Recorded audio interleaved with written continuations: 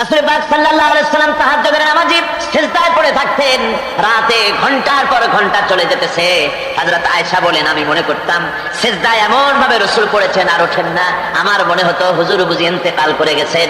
আমি রাসূলের পায়ের আঙ্গুল ধরে আস্তে করে চাপ দিতাম, হুজুর তাতে একটু ব্যথা পেয়ে আঙ্গুল নাড়া দিতেন, তখন আমি মনে করতাম আল্লাহর নবী বিদায় হন নাই, বেঁচে আছেন।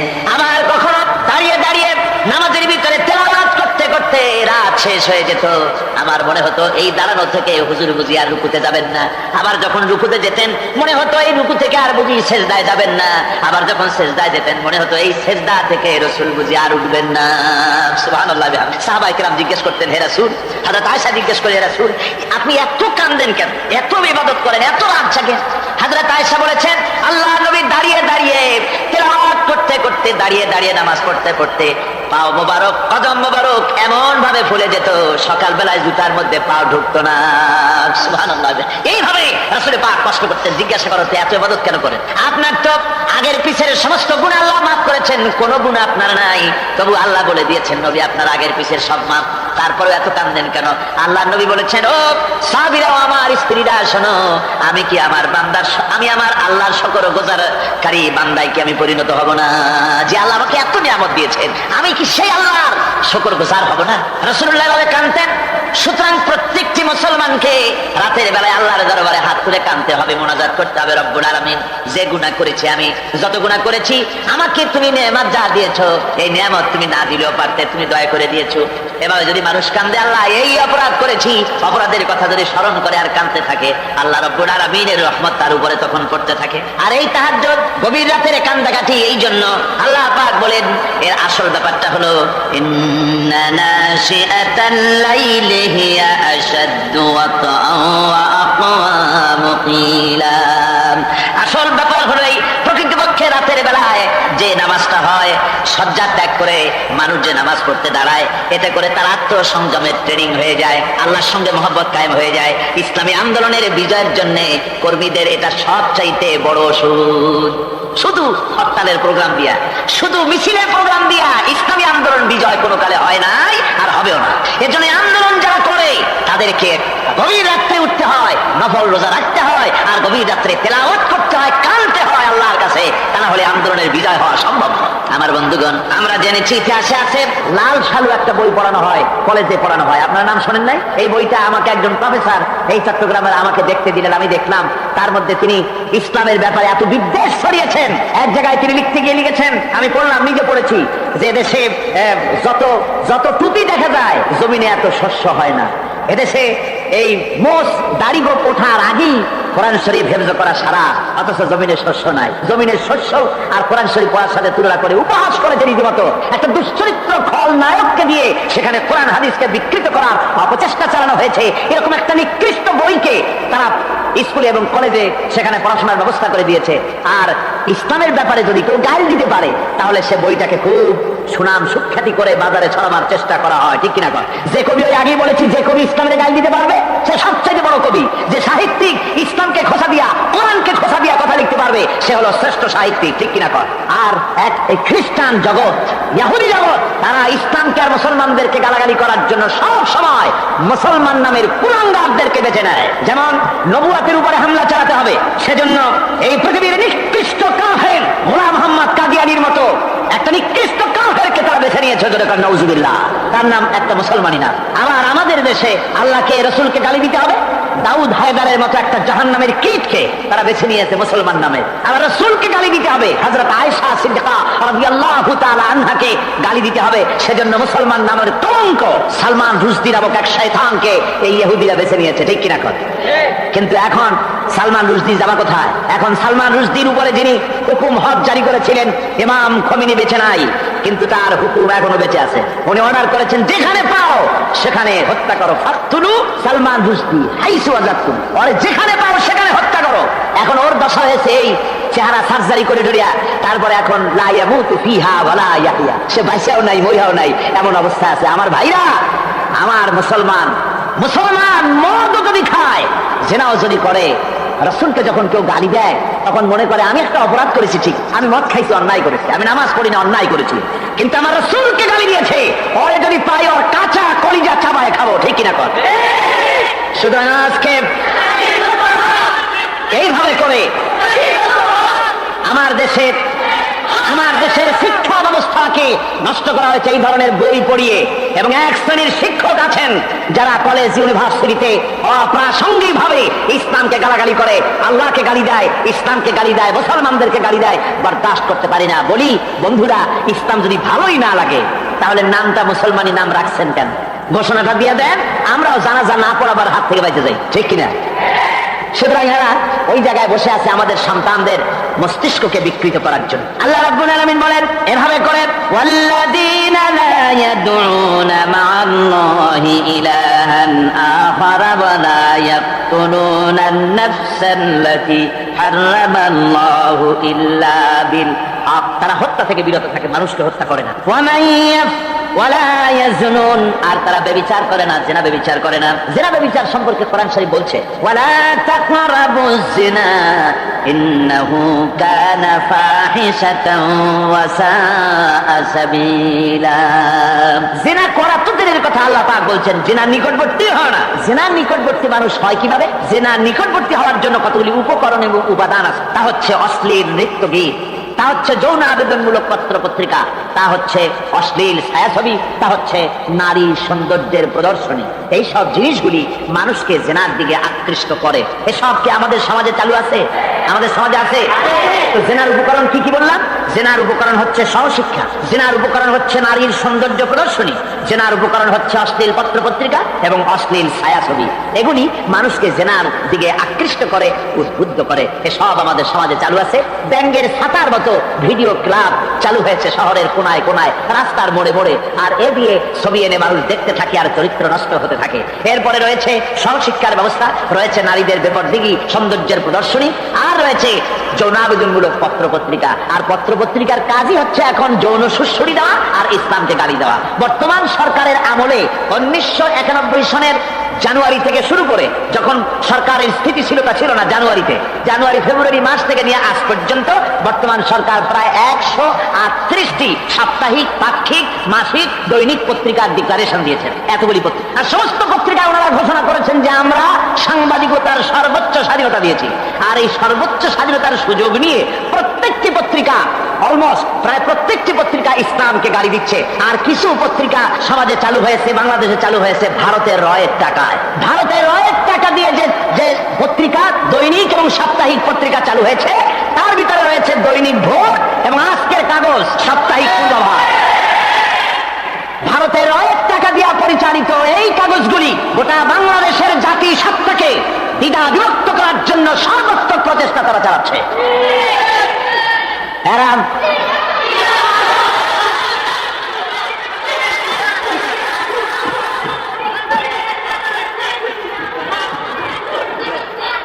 আমার বন্ধুগণ, এই ধরনের একটানা প্রয়োজন হলে সব নাম আমরা তুলে ধরবো।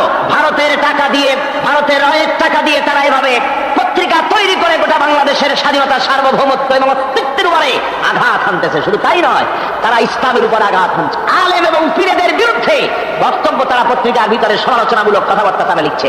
এমন একটা সাপ্তাহিক পত্রিকা কম পাবেন যেখানে ইসলামকে, ইসলামী আন্দোলনকে কিছু না কিছু খোঁচা মারা না হচ্ছে, ঠিক কিনা? যারা বলেন ঠিক কিনা? তো এইভাবে করে তারা ষড়যন্ত্র চালিয়ে আস। আমি সেদিন ঢাকায় বলেছিলাম যে বর্তমান মহিলা সরকার চলছে বলে আমরা কথা বলছি না, কিন্তু আমাদের একটা ধৈর্য আছে। আমরা সরকারকে সময় দিচ্ছি এগুলিকে কন্ট্রোল করার জন্য। শাসনতান্ত্রিক অ্যাকশন নেওয়া উচিত গভর্নমেন্টের। শাসনতন্ত্রে কি আছে? শাসনতন্ত্রে, সংবিধানে, কনস্টিটিউশনে লেখা আছে যে নাগরিকদের কোন ধর্মীয় অনুভূতিতে আঘাত লাগতে পারে এমন কোন কথা, এমন কোন বক্তব্য কেউ লিখতেও পারবে না, বলতেও পারবে না। সেটা দণ্ডমূলক শাস্তি, এটা শাস্তি হবে। তার এই ধরনের কথা লেখা আছে। এটা লেখা থাকা সত্ত্বেও যারা ইসলামের বিরুদ্ধে কথা বলে, পত্রিকার মাধ্যমে যারা এগুলি লেখে, এগুলির বিরুদ্ধে গভর্নমেন্টের হাত দিতে, অ্যাকশন নিতে অসুবিধা কোথায়? আমরা সময় দিচ্ছি সরকারকে, তারা এই জিনিসগুলি দেখুক এবং অ্যাকশন নিক। যদি তা না হয় তাহলে জনগণের তো ইসলামের, এদেশের মুসলমান বৃহত্তর জনসংখ্যা, জনগোষ্ঠী হচ্ছে মুসলমান। ইসলামের বিরুদ্ধে, তার আল্লাহর বিরুদ্ধে, রাসূলের বিরুদ্ধে, মুসলমানদের সবচাইতে প্রিয় জিনিসগুলির বিরুদ্ধে কেউ যদি কথা বলে, মুসলমানেরা তা বেশি দিন বরদাস্ত করবে না। আল্লাহ পাকের বলে বলেন, ইউদাআফ লাহুল আযাব يوم القيامة ويخلد فيه مهانا। এই সব কাজ যারা করবে আল্লাহকে বাদ দিয়ে যারা আল্লাহ পাক এখানে 8টি বৈশিষ্ট্য বর্ণনা করেছেন। আল্লাহর খাঁটি বান্দা হওয়ার জন্য বৈশিষ্ট্য কয়টা লাগবে? 8টি। বেহেশত কয়টা? বেহেশত কয়টি? আল্লাহ পাক বৈশিষ্ট্য বানিয়েছেন 8টি। এখানে 8টি বৈশিষ্ট্যের কথা বলা হয়। মহান আল্লাহ রাব্বুল আলামিন বলেন, ওয়া ইবাদুর রাহমানিল্লাযীনা ইয়ামশুনা আলাল আরদি হাওনা ওয়া ইযা খাতাবাহুমুল জাহিলুনা ক্বালু সালামা। রহমানের খাঁটি বান্দা তারা, রহমানের আসল বান্দা তারা যারা নাকি জমিনের উপর থেকে যখন হাঁটে খুব বিনয় বিনম্রতার সাথে তারা চলে। ওয়াইদা খাতাবাহুমুল জাহিলুন, আর যখন জাহিলরা তাদের সঙ্গে কথাবার্তা বলতে আসে তখন তারা তাদেরকে বলে তোমাদের প্রতি সালাম, এই বলে তারা চলে। অর্থাৎ এই 8টি বৈশিষ্ট্যের প্রথম বৈশিষ্ট্য ধরা হয়েছে চালচলনকে। ইমানদার খাঁটি বান্দা যারা তাদের চালচলন সম্পর্কে প্রথম বৈশিষ্ট্য ধরা হয়েছে। তার মানে হচ্ছে নির্লজ্জ, স্বৈরাচার, মাস্তান, গুন্ডা, বদমাশ, অত্যাচারী, এদের চালচলন এক ধরনের। আবার অন্যদিকে ব্যক্তিত্ব সম্পন্ন, মর্যাদাবান, এরপরে শিক্ষিত, ভদ্র, মার্জিত, তাদের চালচলন ভিন্ন ধরনের। এই দুই শ্রেণীর চালচলন কি একরকম হয় নাকি? একরকম হয়। তার কারণ হচ্ছে ব্যক্তির চালচলনের মাঝেই তার অবস্থাটা বোঝা যায় যে আসলে লোকটি কেমন। আল্লাহ রাব্বুল আলামিন এই কথার দ্বারা এটা প্রমাণ করতে চান যে মুমিন বান্দা যারা হবে, আল্লাহর খাঁটি বান্দা যারা হবে, তাদের পরিচয় দেওয়া লাগবে না। তাদের চালচলন দেখে, তাদের হাঁটা দেখে, তাদের চলা দেখে, তাদের বলা দেখে, তাদের আচরণ দেখে লোকেরা বুঝতে পারবে যে ইনি হচ্ছেন আল্লাহর একজন খাঁটি বান্দা, একজন মুমিন ব্যক্তি, একথা বুঝতে পারবে। আর সে ব্যক্তি জমিনের উপরে চলবে খুবই বিনম্র ভাবে। কোরআনে কারীমে অন্য জায়গায় আল্লাহ রাব্বুল আলামিন বলেছেন, ওয়ালা তামশি ফিল আরদি মারহান ইন্নাকা লান তাখরিকাল আরদা ওয়া লান তাবলুগাল জিবালা তুলা। আমার জমিনের উপরে অহংকারের পদবরে হেঁটো না, আমার জমিনের উপরে অহংকার করে জমিনের উপরে হেঁটো না। তুমি জমিনের উপরে অহংকার করে হেঁটে পদাঘাত দিয়ে আমার এই জমিনকে ফাটায় দিতে পারবে না। আর তুমি লাফ দিয়ে আমার আকাশে, আমার পাহাড়ের উচ্চতাও তুমি ছাড়িয়ে যেতে পারবে না। অহংকার করে কেউ কি পায়ের আঘাত দিয়ে জমিনটাকে ফাটাই দিতে পারে? কি বলেন, পারবে? আর অহংকার করে লাফ দিয়ে পাহাড়ের উচ্চতাও কি কেউ ছাড়িয়ে দিতে পারবে? পারবে না। সুতরাং অহংকার, মুমিন ব্যক্তি যারা তারা অহংকার করতে পারে না। অহংকার মুমিনের স্বভাব নয়। অহংকার করতে পারে কেবলমাত্র আল্লাহ রাব্বুল আলামিন। অহংকার হচ্ছে আল্লাহ পাকের ইজাত। অহংকার কি করতে পারেন? আল্লাহ পাক করতে পারেন। মানুষের অহংকার শোভা পায় না। মানুষ, তোমার আবার অহংকার কিসে? এক ফোঁটা নাপাক পানি দিয়ে যার জন্মের উৎস, এমন নাপাক পানি যা শরীর থেকে নির্গত হলে বলে গোসল করা ফরজ হয়ে যায়, এমন এক ফোঁটা নাপাক পানি যার জন্মের উৎস, তার অহংকার অহংকার করবেন আল্লাহ রাব্বুল আলামিন। হাদিসে কুদসির ভিতরে এসেছে, আল্লাহ পাক বলেছেন যে ব্যক্তি অহংকার করে সেজন্য আমার চাদর নিয়ে টানাটানি করে। জোরে করে নাউযুবিল্লাহ। সুতরাং মুমিন বান্দা যিনি হবেন, আল্লাহর খাঁটি বান্দা, রহমানের খাঁটি বান্দা, সে ব্যক্তি কখনো জমিনের উপর অহংকারের সাথে চলাফেরা করবে না, বরং তার চালচলন হবে অত্যন্ত বিনম্র। আর কি? আর হলো জাহিলদের সঙ্গে সে কোনো বিতর্কে লিপ্ত হবে না। জাহিলরা গালাগালি দেবে, গালাগালির জবাবে সে গালাগালি দেবে না। জাহিলরা অত্যাচার করবে, অত্যাচারের জবাবে সে অত্যাচার করবে না, বরং তাদেরকে দেখলে, তারা অত্যাচার করতে আসলে, তারা গালাগালি দিলে তাদের জবাবে ইদফা বিল্লাতি হিয়া আহসান, তাদের জবাবে তাদেরকে সালাম দিয়ে সেখান থেকে তারা কেটে পড়বে। সূরা কাসাসের অন্য জায়গায় আল্লাহ রাব্বুল আলামিন এ কথা আবার এভাবে বলতেছেন, ওয়াইজা সামিউল লাগওয়া আ'রাদু আনহু ওয়া ক্বালু লানা আ'মালুনা ওয়া লাকুম আ'মালুকুম সালামুন আলাইকুম লা নাবতাগিল জাহিলিন।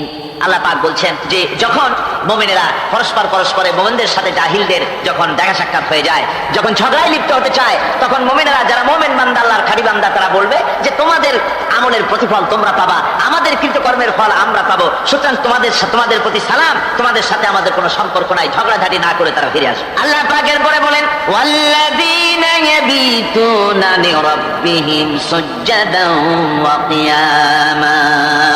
রহমানের খাঁটি বান্দা তারাই আরেকটি বৈশিষ্ট্য, তাদের এই 2 নম্বরের বৈশিষ্ট্য বলা হচ্ছে রহমানের, আল্লাহর খাঁটি বান্দার 2 নম্বরের বৈশিষ্ট্য যেটা, সেটা হচ্ছে যে তারা রাত কাটায় তার রবের হুজুরে, আল্লাহর দরবারে সেজদা দিয়ে দাঁড়িয়ে থেকে কান্দাকাটি করে তারা রাত গুজরান করে। জোরে বলেন সুবহানাল্লাহ। আর এর বিপরীত যারা, তারা রাত কাটায় রাতের বেলা মদ, জুয়া, সিনেমা, গান বাজনা, অশ্লীলতা, নাটক, হাবিজাবি গল্প গুজব করে তারা তাদের রাত কাটায়। আর যারা মোমেন বান্দা, আল্লাহর বান্দা, যারা খাঁটি বান্দা, তারা এই রাত তারা আল্লাহর ইবাদতের ভিতর থেকে কান্দাকাটির মধ্য দিয়ে দাঁড়িয়ে দাঁড়িয়ে অথবা সেজদার ভিতরে তারা তাদের রাত কাটিয়ে দেয়। কোরআনে কারীমে আল্লাহ রাব্বুল আলামিন এই কথা এভাবে বলেছেন, তাতাজাফা জুনুবুহুম আনিল মাদাজি ইয়াদউনা রাব্বাহুম খাওফান ওয়া তামআন। আমার মোমেন বান্দারা তাদের পার্শ্বদেশ এবং পৃষ্ঠদেশ বিছানার উপরে বেশি রাত থাকে না।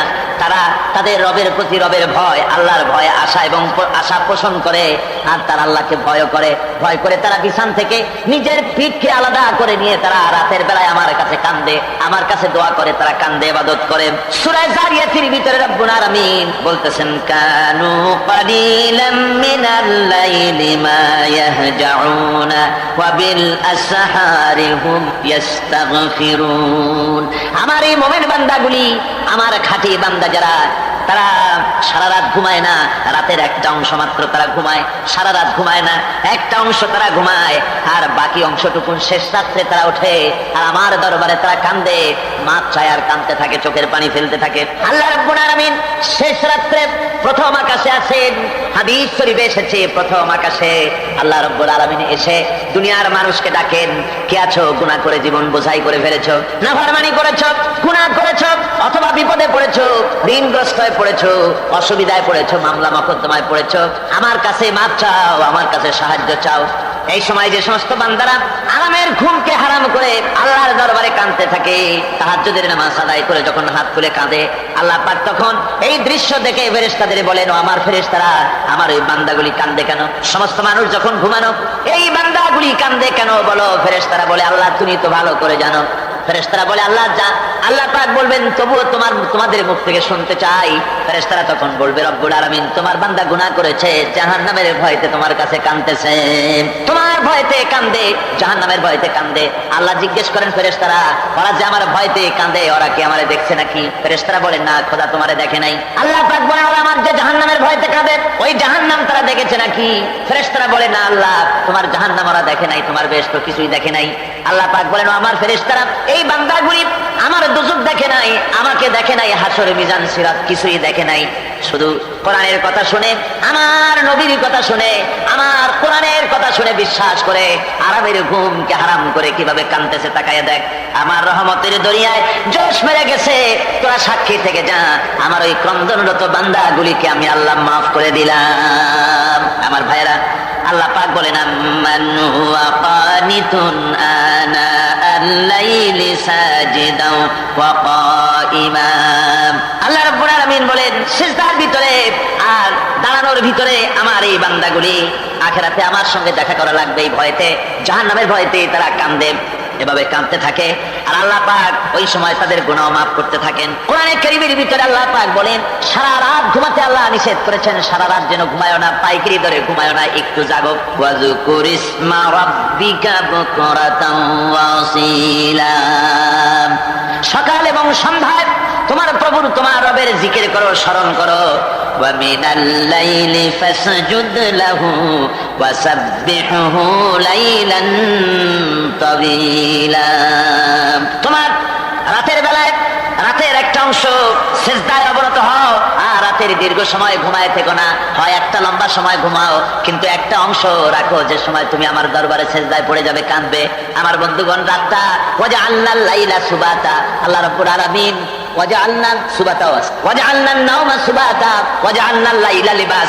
ঘুমকে বানাইছেন আল্লাহ শান্তির বাহন, আর রাতকে করেছেন আচ্ছাদন। রাতকে কি করেছেন? আচ্ছাদন। রাতকে একটা পর্দা লাগিয়ে দিয়েছেন, রাতের পর্দা। যেহেতু প্রেম ভালোবাসা ঢোল পিটায় করা যায় না, ঢোল পিটায় প্রেম করা যায় যায় না, মানুষকে দেখায় দেখায় প্রেম ভালোবাসা করা যায় না। এটা হলো দুনিয়ার রীতিনীতি। দুনিয়ায় যেটা মানুষেরা করে, আসল সবচাইতে বড় ভালোবাসার পাত্র হলেন আল্লাহ, মাসুক হলেন আল্লাহ, আশেক হলো মানুষ। আশেক এবং মাসুকের ভিতরে প্রেম বিনিময় হবে, ভালোবাসার আদান প্রদান হবে, কথোপকথন হবে। এজন্য দিনের কোলাহল পূর্ণ অবস্থায় তা হয় না বলে রব্বুল আলামিন বলেন, আমি তোমাদের জন্য রাতকে একটা আচ্ছাদন, একটা পর্দা বানায় দিয়েছি। এই রাতের পর্দার ভিতরে থেকে আমারে ডাকো, আমাকে, আমার কাছে তুমি আমাকে ডাকো, একটা লম্বা সময় নিয়ে আমাকে বলতে থাকো, আমাকে ডাকতে থাকো। আল্লাহ পাক তার নবীকে বলেছেন, ইয়া আইয়ুহাল মুযাম্মিলু কুমিল লাইলা ইল্লা কালিলা। হে চাদর আচ্ছাদিত ব্যক্তি, রাত্রিকালে সালাতে দণ্ডায়মান থাকো, কিন্তু কম, সারা রাত জাগার দরকার নেই। একটা অংশ জাগো, যখন তুমি আমার জন্য কাঁদবে, আমার জন্য সিজদায় পড়ে আল্লাহকে বাদ দিয়ে অন্যকে মাবুদ বলে ডাকবে আর হত্যা করবে, জিনা করবে, আল্লাহ বলেন তাদেরকে কিয়ামতের দিন পুনঃ পুনঃ আযাব দেওয়া হবে। আর তাদেরকে ওয়ায়াখলুদ ফীহি মুহানা, তারা বড় লাঞ্ছনার জীবন যাপন করবে, সেখানে লাঞ্ছনার সাথে তারা বসবাস করবে। ইল্লা মান তাবা ওয়া আমানা ওয়া আমিলা আমালান সালিহান ফাউলাইকা ইউবাদদিলুল্লাহু সাইয়্যাতিহিম হাসানাত ওয়া কানা আল্লাহু গফুরার রহিমা। ইল্লা মান তাবা, এই সমস্ত আযাব থেকে বাঁচবে কারা? বাঁচবে সেই সব লোক যারা তওবা করেছে এবং নেক আমল করেছে। ফাউলাইকা ইউবাদদিলুল্লাহু সাইয়্যাতিহিম হাসানাত, আল্লাহ রাব্বুল আলামিন তাদের অন্যায় ত্রুটিপূর্ণ কাজগুলিকে ভালো দিয়ে বদলে দিবেন। সুবহানাল্লাহ। ওয়া কানা আল্লাহু গফুরুর রহিমা, আর আল্লাহ পাক হচ্ছেন বড় ক্ষমাশীল এবং দয়াবান। এই সুসংবাদ তাদের জন্য যাদের জীবন নানা প্রকারের অপরাধে কলঙ্কিত করেছে যারা, এবং নিজেদেরকে সংশোধন করতে এখন ইচ্ছুক। জীবনে বহু গুনাহ করেছেন, হারামি, বদমাশি, জিনা, ব্যভিচার করেছে, এখন জীবনকে সংশোধন করতে চায়। এদের জন্য আল্লাহ রাব্বুল আলামিন এই সাধারণ ক্ষমা ঘোষণা করেছেন, জেনারেল এমনেস্টি ঘোষণা করেছেন, সাধারণ ক্ষমা ঘোষণা করে দিলেন যে তোমরা এখনো যদি হেদায়েত হতে চাও, চূড়ান্ত ধ্বংস থেকে যদি বাঁচতে চাও, তাহলে আমি তোমাদের জন্য তওবার পথ খুলে রেখেছি। আল্লাহ যদি এই তওবার পথ খুলে না দিতেন, তাহলে মানুষ হতাশায়, নিরাশায় শয়তান হয়ে যেত। তার মানে আরো পাপ করত। যখন আর কোনো গুনাহ যখন মাফই হবে না, তখন আর কি করা যায়? আরো বেশি পাপের মধ্যে লিপ্ত হয়ে যায়। আমার ভাইরা, আল্লাহ রাব্বুল আলামিন মানুষের জন্য তওবা করার জন্য, গুনাহ মাফের জন্য দরজা খুলে রেখেছে। ইবনে জারীর তাবারীর একটি বর্ণনা এসেছে, হযরত আবু হুরায়রা রাদিয়াল্লাহু তাআলা আনহু তিনি বলছেন যে আমি এশার নামাজ পড়ে মসজিদে নববী থেকে এশার নামাজ পড়ে ঘরে আসতেছিলাম। ঘরে আসার সময় দেখি আমার দরজার কাছে একজন মহিলা দাঁড়ায়। সে আমাকে সালাম বলল, আমি তাকে তার সালামের জবাব দিয়ে ঘরের মধ্যে প্রবেশ করলাম। কিছুক্ষণ পরে মহিলা দরজার নক করলেন। আমি দরজা খুলে জিজ্ঞেস করলাম কি চাও? তিনি বললেন যে আমি শয়তানের ওয়াসওয়াসায় পড়ে জিনা করেছি এবং এই জিনা করার পর আমি গর্ভবতী হয়েছি, এরপরে একটা সন্তান হয়েছে, আমি সেই সন্তানকেও মেরে ফেলে দিয়েছি। এখন আমার বাঁচার পথ, আমার এখন এই গুনাহ মাফ হওয়ার পথ। হযরত আবু হুরায়রা রাদিয়াল্লাহু তাআলা আনহু বলছেন যে অসম্ভব, তোমার এই গুনাহ মাফ হবে। মহিলা তখন যাওয়ার সময় কাঁদতে কাঁদতে কপালে আঘাত করতে করতে যাচ্ছিল যে আরে শরীরের এই যুগ, এই যৌবন, এই সৌন্দর্য কি তৈরি হয়েছিল জাহান্নামের আগুনে জ্বলার জন্য? এইভাবে করে চিৎকার দিতে দিতে মহিলা যান। হযরত আবু হুরায়রা বলেন আমি সকালবেলায় আল্লাহ রাসূলের সঙ্গে ফজরের নামাজ আদায় করে আল্লাহর নবীকে ঘটনা শোনালাম। বললাম হে রাসূল, আমি তো মহিলাকে এইরকম জবাব দিয়ে। হযরত আবু হুরায়রা দৌড়ে গেলেন, বললেন আমি ছুটতে লাগলাম এবং ভুল আমি কথা বলেছি। মহিলা তো হতাশ হয়ে গিয়েছে। তিনি খুঁজতে খুঁজতে মহিলাকে পেয়ে গেলেন, যে বলেন ও মহিলা, আল্লাহর হাবিব তোমার সম্পর্কে এই কথা বলেছেন, তুমি যদি তওবা করো আল্লাহ রাব্বুল আলামিন তোমাকে মাফ করে দিবেন, আর তোমার দোষ ত্রুটিগুলির বিনিময়ে আল্লাহ তোমাকে নেক দিয়ে বদলায় দিবেন, তোমাকে আল্লাহ মাফ করবেন। মহিলা শোনা মাত্র আল্লাহু আকবার বলে চিৎকার মেরে সিজদায় পড়ে গেলেন। তিনি প্রাণ ধরে কাঁদলেন আর বললেন, আল্লাহ তোমার দরবারে শুকরিয়া আদায় করি যে আমার মতো গুনাহগারের জন্য তুমি যে তওবার দরজা খোলা রেখেছো। তিনি তার নিজের দাসীকে এবং তার বাচ্চাকে, কৃত দাসীকে আল্লাহ শতরার্থে মুক্ত করে দিলেন। আমার ভাইরা, এভাবে করে যারা নাকি আল্লাহর দরবারে যারা এভাবে মাপ চায়, আল্লাহ পাক তাদেরকে মাফ করে দিবেন। তওবা করার জন্য রব্বুল আলামিন পথ খুলে রেখে দিয়েছেন। আবার অন্য হাদিসে এসেছে হযরতে রাসূল পাক সাল্লাল্লাহু আলাইহি ওয়াসাল্লামের কাছে এক বৃদ্ধ এসে বলেছিলেন, হে আল্লাহর নবী, আমি যত গুনাহ করেছি সমস্ত গুনাহ যদি দুনিয়ার মানুষেরকে ভাগ করে দেওয়া হয়, তাহলে একযোগে সব মানুষকে তা ডুবাইয়া ছাড়বে, এত গুনাহ আমি করেছি। এমন কোন গুনাহ নাই যে আমি করি নাই। হে আল্লাহর রাসূল, আমার এই গুনাহ মাফ হবে না? আল্লাহর নবী বলেন, তুমি কি মুসলমান হয়েছো? লোকটি বলল, হুজুর আমি মুসলমান হয়ে গেছি। আশহাদু আল্লা ইলাহা ইল্লাল্লাহু ওয়াহদাহু লা শারীকা লাহু ওয়া আশহাদু আন্না মুহাম্মাদান আবদুহু ওয়া রাসূলুহু। পড়েন সবাই, আশহাদু আল্লা।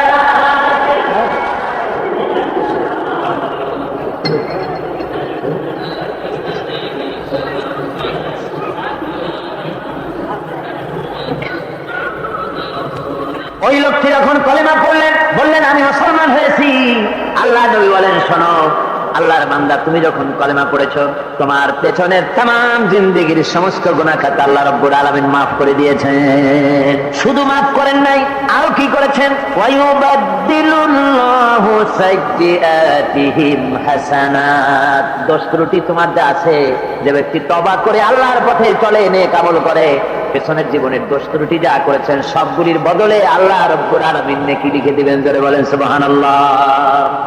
তার মানে হচ্ছে জীবনে যত অপরাধ করেছিল, তওবা করে যখন ভালো কাজ করবে, আর পেছনের কথাগুলি যখন মনে করবে গভীর রাত্রে, আল্লাহ আমি এই ধরনের পাপ করেছিলাম, চুরি করেছি, ডাকাতি করেছি, জেনা করেছি, মদ খেয়েছি, মিথ্যা কথা বলেছি, এই সব কথা বলে যত অনুশোচনা করবে আর অনুতপ্ত হবে, চোখ দিয়া যত পানি পড়বে, নতুন নতুন করে তার আমল নামে আল্লাহ নেকি লিখতে থাকবেন। জোরে বলেন সুবহানাল্লাহ। রব্বুল আলামিন তার বান্দাকে এত ভালোবাসেন, একজন সাহাবী কতগুলি পাখির বাচ্চা নিয়ে রাসূলের কাছে হাজির হয়েছেন। আল্লাহর নবী বলেন, পাখির বাচ্চাগুলি আনলা কেন?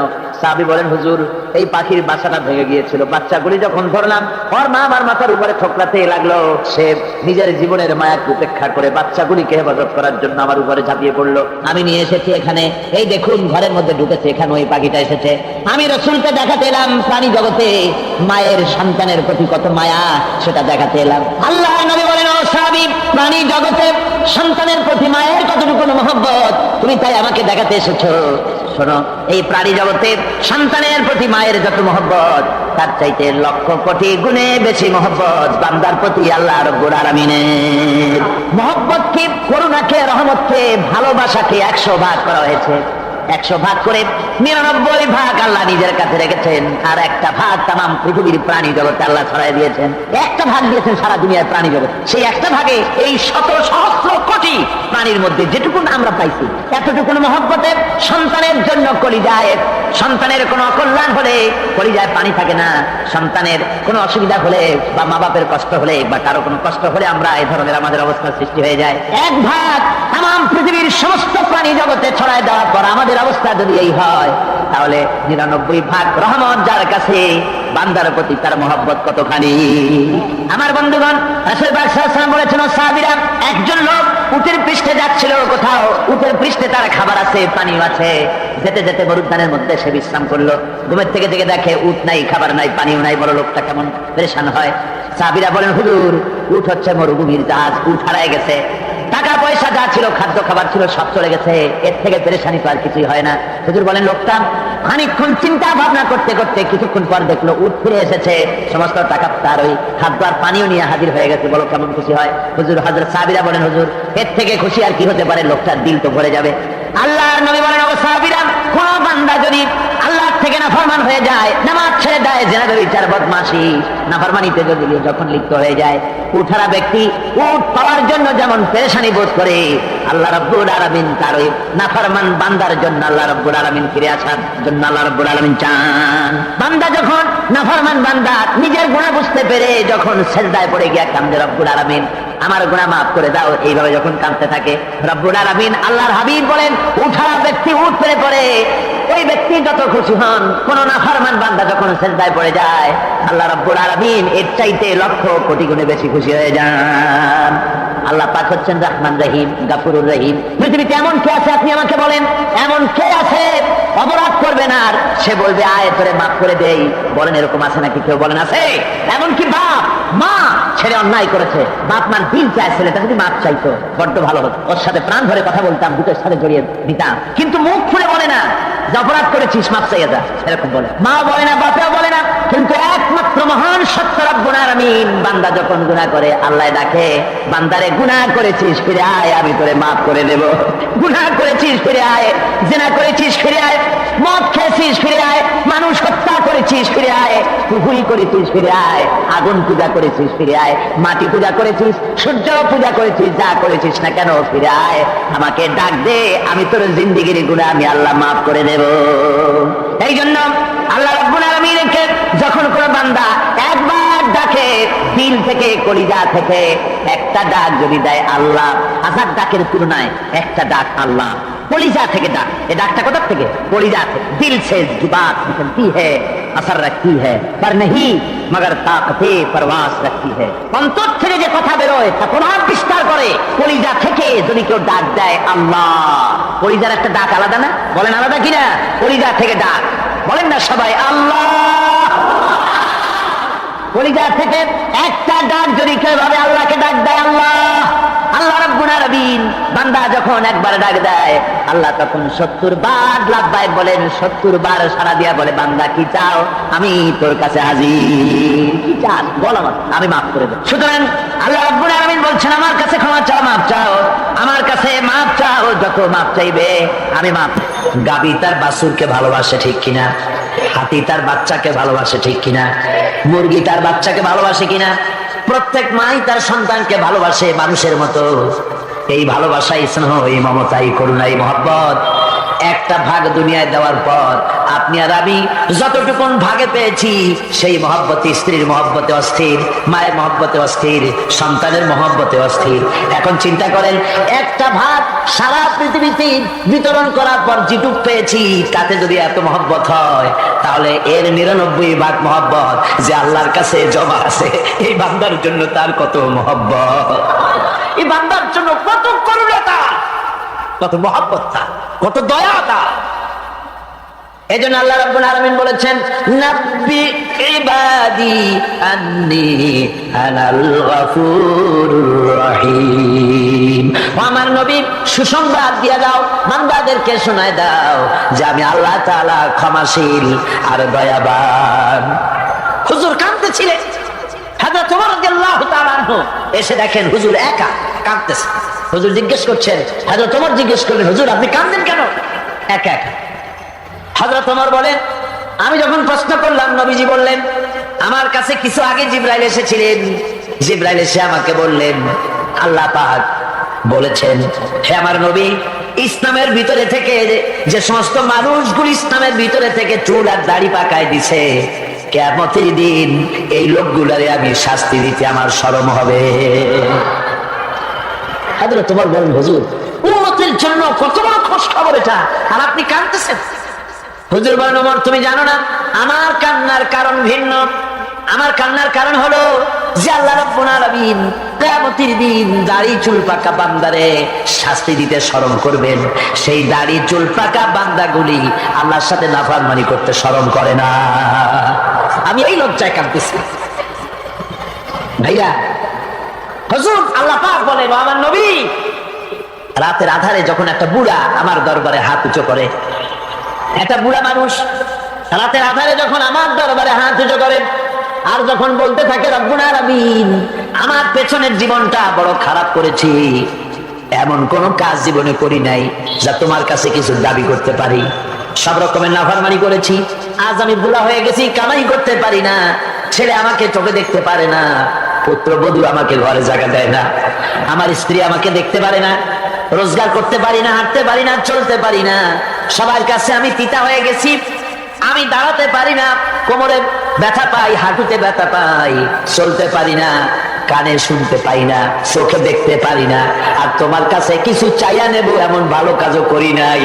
এইভাবে যখন বান্দা কাঁদতে থাকে আমার দরবারে, ও আমার হাবিব আমার রহমতের দরিয়ায় জোশ মেরে যায়, আমার শরম হয় এই বুড়াটারে কেমনে খালি হাতে ফিরাইয়া দেই। সুবহানাল্লাহ, সুবহানাল্লাহ।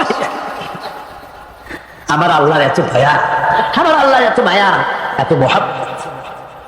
আমার আল্লাহ রাব্বুল আলামিন বলেন ওয়াইযা সালাকা ইবাদি আন্নী ফাইন্নী করিব। আমার হাবিব আমার বান্দা আমার ব্যাপারে প্রশ্ন করে, আমি বান্দার একদম নিকটে।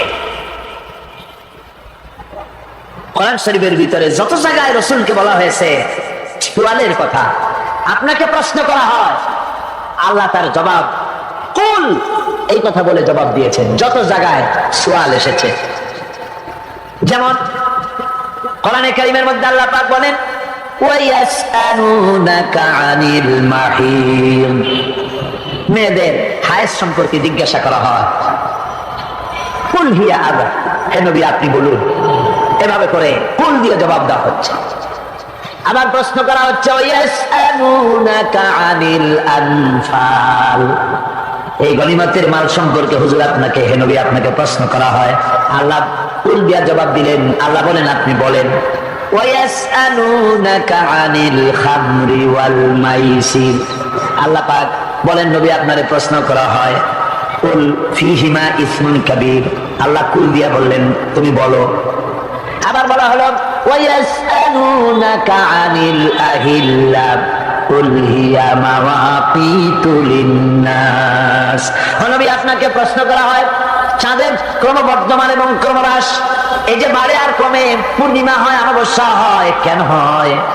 আপনি বলুন। কুল, আপনি বলেন, এটা আমি অক্ত এবং সময়, বছর আর দিন গণনা করার জন্য পৃথিবীবাসীদের জন্য বিনা পয়সায় একটা ক্যালেন্ডার বানায় আকাশে ঝুলাই রেখেছি। এভাবে যত জায়গায় এসেছে আপনাকে প্রশ্ন করা হয়, তত জায়গায় আল্লাহ জবাব দিয়েছেন কুল, আপনি বলেন। গোটা কোরআন শরীফের ভিতরে এই একটি মাত্র জায়গা যেখানে বলা হয়েছে আপনাকে প্রশ্ন করা হয়। আল্লাহ এখানে বলতে পারতেন কুল, আপনি বলেন, আল্লাহ তোমাদের নিকটবর্তী, এভাবে জবাব হয় না। এটা কায়দাটা হলো এই, আল্লাহ বলতেছেন ওয়াইজা সালাকা ইবাদি, ও আমার নবী, প্রশ্ন তো আমার বান্দারা আমার ব্যাপারে করেছে, এবার আপনার জবাবের কোনো দরকার নাই। প্রশ্ন আমার ব্যাপারে, আমি নিজে জবাব দিয়ে দেই। ফাইন্নী কারীব। ও বান্দা, আমার ব্যাপারে প্রশ্ন করেছিস, জবাব আমি দেই, আমি তো সবচাইতে বেশি নিকটে। সুবহানাল্লাহ, কত নিকটে? وَنَحْنُ أَقْرَبُ إِلَيْهِ مِنْ حَبْلِ الْوَرِيدِ। তোর যে রব, এই শাহরগের চাইতেও আমি তোর বেশি কাছে। সুবহানাল্লাহ। আমারে ডাক, আমারে ডাক, কলিজা দিয়া ডাক, অন্তর দিয়া ডাক। মনের থেকে মানুষ যদি ডাকে, মুখের ডাক আর মনের ডাক এক জিনিস নয়। দিল সে জুবাত নিকলতি হ্যায়, असर रखती है पर नहीं मगर ताकते परवाज रखती है। দিল থেকে যে কথা বেরোয় তা প্রভাব বিস্তার করে, ডানা নাই কিন্তু ওড়ার ক্ষমতা রাখে। মনের কথাই ভিন্ন। মন থেকে, দিল থেকে, কলিজা থেকে, অন্তরের গভীর কন্দর থেকে মুহাব্বতের সাথে কেউ যদি একবার বলে আল্লাহ, বলেন আল্লাহ, আল্লাহ, আল্লাহ, আল্লাহ রাব্বুল আলামিন বলেন, অন্তরের অন্তঃস্থল থেকে একটি বার যদি বান্দা বলেন আল্লাহ, আল্লাহ বলেন 70 বার সাড়া দিয়া জিজ্ঞেস করি, বান্দা কি চাও? আমি তোমার কাছে আছি। সুবহানাল্লাহ, আমি তোর একদম কাছে। কি চাস বল, বল আমার কাছে। এমন দয়াবান, এমন মেহেরবান, এমন আল্লাহ আমাদের। সে আল্লাহ রাব্বুল আলামিন, তিনি বলছেন وَقَالَ رَبُّكُمْ ادْعُونِي أَسْتَجِبْ لَكُمْ। তোমাদের রব বলেছেন আমারে ডাকো, আমি আল্লাহ ডাকের সাড়া দিয়া দেব। সুবহানাল্লাহ। কারে ডাকতে হবে? কারে ডাকতে হবে? এই বিশাল জনসমুদ্র একদিকে চিল্লায় কোন কারে ডাকতে হবে? কোন পীর সাহেবকে নয়, আল্লাহর কসম কোন খাজা বাবাকে নয়। ডাকতে হবে কারে? চিল্লায় কোন কারে? وَقَالَ رَبُّكُمْ ادْعُونِي। তোমার রব তোমাকে বলতেছে আমারে ডাকো, আস্তাজিব লাকুম, আমারে ডাকবে আমি সাড়া দিয়ে দেব। সুবহানাল্লাহ। আল্লাহকে ডাকেন। কি চাই আপনার বলেন, কি চাই? আল্লাহর কাছে চান, আল্লাহ দিয়ে দিবেন। দেওয়ার জায়গা আল্লাহর কাছে চাইবেন, আল্লাহ দিবেন। দেওয়ার জায়গা, চাওয়ার জায়গা হলো সেজদায় পড়ে যাবেন। আমার ভাইয়েরা, জায়গাটা চিনাই দিলাম। মাজারে যাওয়া লাগবে না, কবরে যাওয়া লাগবে না। 2 রাকাত নামাজ পড়ে সেজদায় পড়ে গিয়া যত বিপদ আছে, মুসিবত আছে, সেজদার মধ্যে চোখের পানি ছেড়ে দেন আর কেন্দে কেন্দে জীবনের কথা বলেন। আল্লাহ রাব্বুল আলামিন আপনার আওয়াজ শুনবেন আর দোয়া কবুল করে নেবেন। কাঁদতে হবে আল্লাহর কাছে। কার কাছে? আল্লাহ। দিন এবং রাতের পরিবর্তনের ব্যাপারে যারা চিন্তা করে, গবেষণা করে, তাদের জন্য আমি অনেক কিছু চিন্তার বিষয়ের মধ্যে রেখে দিয়েছি। তারা এসব আমার সৃষ্টি নৈপুণ্যতা দেখে তারপরে তারা হতবাক বিস্ময় বিমুখ হয়ে তারা বলে, এগুলি দেখে আর বলে, আল্লাযীনা ইয়াযকুরুনাল্লাহা কিয়ামান ওয়া কুউদান ওয়া আলা জুনুবিহিম ওয়া ইয়াতাফাক্কারুনা ফি খালকিস সামাওয়াতি ওয়াল আরদ। তারা বসা অবস্থায়, দাঁড়ানো অবস্থায় আমার প্রশংসা করে আর বলে, রব্বানা মা খালাকতা হাযা বাতিলান সুবহানাকা ফাকিনা আযাবান নার। আয় আল্লাহ পাক, তুমি কোনো কিছু খেল তামাশার বিষয়বস্তু করে তৈরি করো নাই, অতএব জাহান্নামের শাস্তি থেকে তুমি আমাকে রক্ষা করো। আল্লাহর নবী বলেছেন, আল্লাহর সৃষ্টি নৈপুণ্যতা সম্পর্কে যদি কোনো বান্দা 1 ঘন্টা চিন্তা করে, 1 ঘন্টা যদি গবেষণা করে, চিন্তা করে, রব্বুল আলামিন তার আমলনামায় 60 বছরের নফল ইবাদত